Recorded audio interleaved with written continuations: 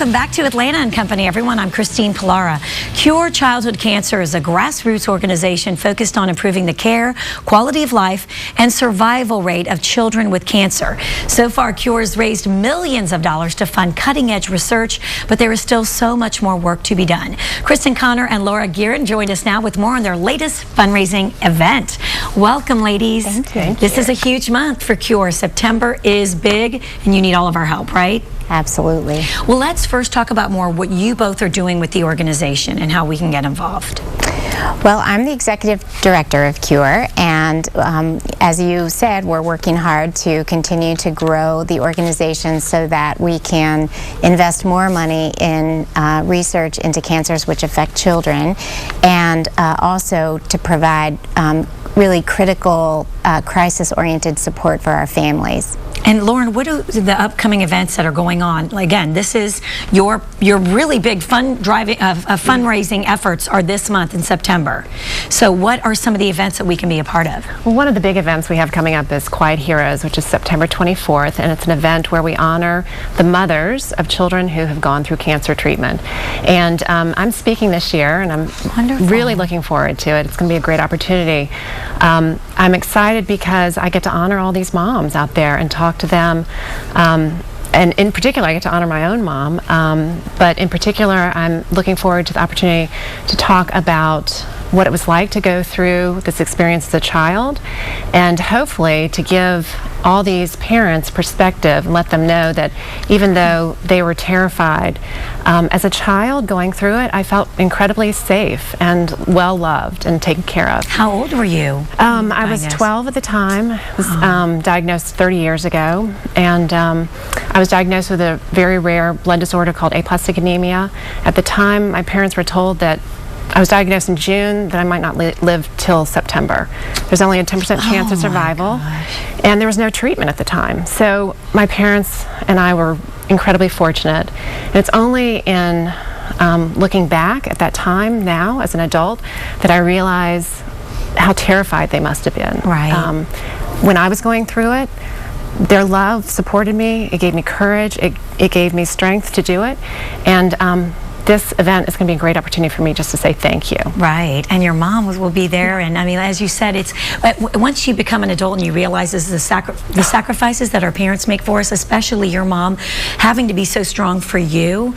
Right. This is kind of your way of giving back then. Yeah. That's incredible. And you are actually on the Cure board. So how did you decide to become involved with Cure? Just based on your experience, you wanted to lend a hand? Well, another gift that my parents gave was they served soon after I was cured.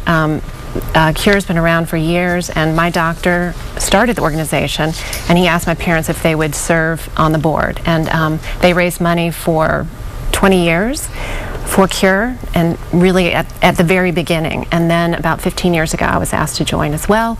And so I've served for 14 years. Incredible. And how much money has been raised? So much. Well, this year our budget is $2.5 million.